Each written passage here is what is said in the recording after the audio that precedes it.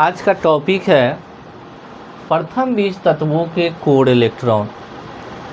Core electron किसको कहते हैं? तो किसी भी तत्व या परमाणु के बाहरी कक्षा में उपस्थित इलेक्ट्रॉनों को छोड़कर शेष सभी कक्षाओं में उपस्थित इलेक्ट्रॉनों के योग को अथवा योगफल को कोर इलेक्ट्रॉन कहा जाता है।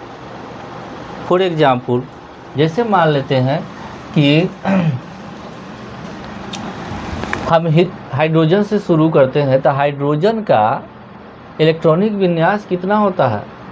तो 1 होता है। ये पहली ही कक्षा है, इसलिए इसको हम कहता है कि इसका कोर इलेक्ट्रॉन कितना होगा। तब बाहरी कक्षा को छोड़ करके शेष सभी कक्षाओं के में उपस्थित इलेक्ट्रॉनों के योग अथवा योगफल को ही हम कोर इलेक्ट्रॉन कहते हैं। जैसे मान लेते हैं सोडियम का इलेक्ट्रॉनिक विन्यास कितना होता है?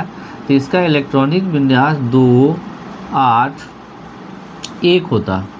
तो इसके बाहरी कक्षा में कितना इलेक्ट्रॉन है?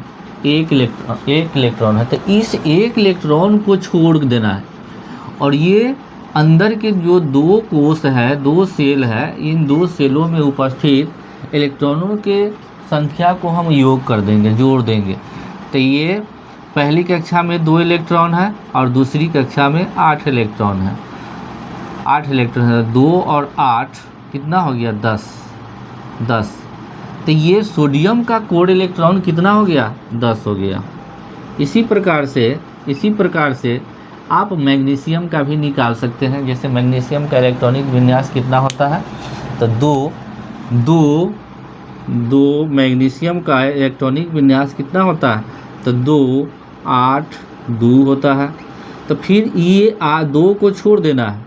2 को छोड़ करके बाहरी कक्षा में है, तो बाहरी कक्षा में 2 को छोड़ करके ये शेष 2 कोष में जो कक्षा में जो इलेक्ट्रॉन है उसको जोड़ देना है। तो 2 और 8 कितना हो जाएगा?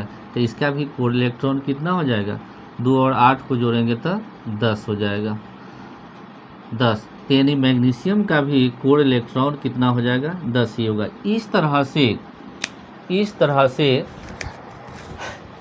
सोडियम का भी कोर इलेक्ट्रॉन 10 हो जाएगा, मैग्नीशियम का भी 10 होगा, एल्युमिनियम का भी 10 होगा। क्यों? क्योंकि एल्युमिनियम का इलेक्ट्रॉनिक विन्यास 2, 8, 3 होता है। तो 3 छोड़ देते हैं और शेष को जोड़ देते हैं। जैसे एल्युमिनियम का इलेक्ट्रॉनिक विन्यास 2, 8, 3। सिलिकॉन का कितना? तो सिलिकॉन का 2, 8, 4। फास्फोरस का कितना?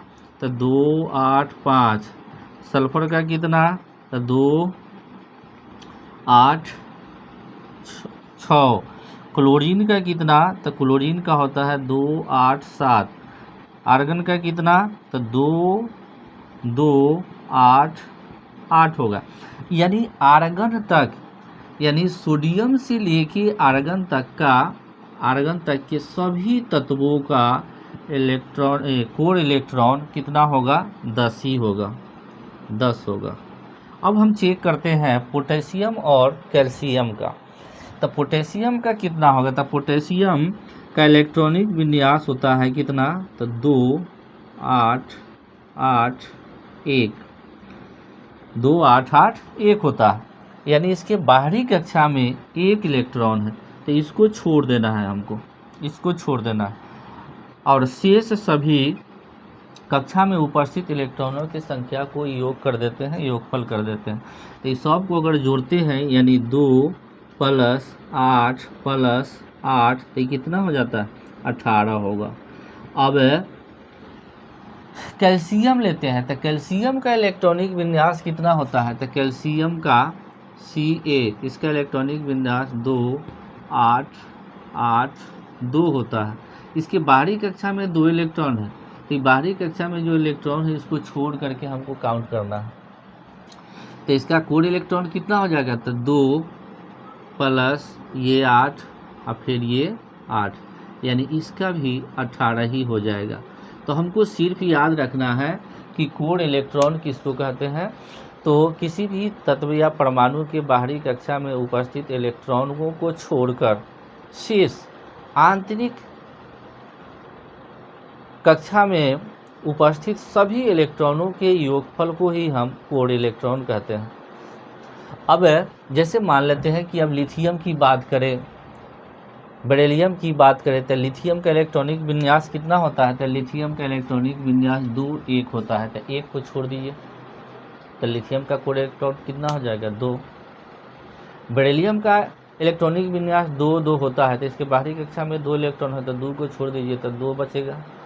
यानी इस प्रकार से अगर हम देख रहे हैं क्या कि लिथियम का इलेक्ट्रॉनिक विन्यास कितना हुआ? तो लिथियम का इलेक्ट्रॉनिक विन्यास 2 1 होता है। बेरिलियम का 2 2 होता है। बोरोन का 2 3 होता है। कार्बन का 2 4 होता है। कार्बन के बाद नाइट्रोजन का 2 5 होता है। ऑक्सीजन का 2 6 होता है।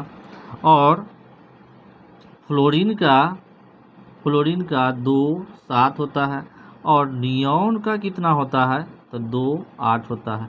अब हम देख रहे हैं क्या कि हमको कोर इलेक्ट्रॉन बताना है, तो lithium, beryllium, boron, carbon, nitrogen, oxygen, fluorine, neon का कोर इलेक्ट्रॉन कितना होगा? तो इसके बाहरी कक्षा में ये 1 है, 2 है, 3 है, 4 है, 5 है, 6 है, 7 है, 8 है। तो ये सब का कोर इलेक्ट्रॉन कितना आ रहा है? तो सब बाहरी कक्षा को तो छोड़ करके हमको बताना है। बाहरी कक्षा को छोड़ के देखते हैं तो इसके आंतरिक कोश में कितना इलेक्ट्रॉन दिख रहा है? तो 2 ही दिख रहा है। तो यानी लिथियम से लेकर के नियॉन तक के तत्वों का कोर इलेक्ट्रॉन कितना होगा? तो 2 ही होगा। चलिए, तो इसको हमें विश्वास है कि आप समझ गए होंगे। फिर हम अगला टॉपिक लेकर के आ रहे हैं।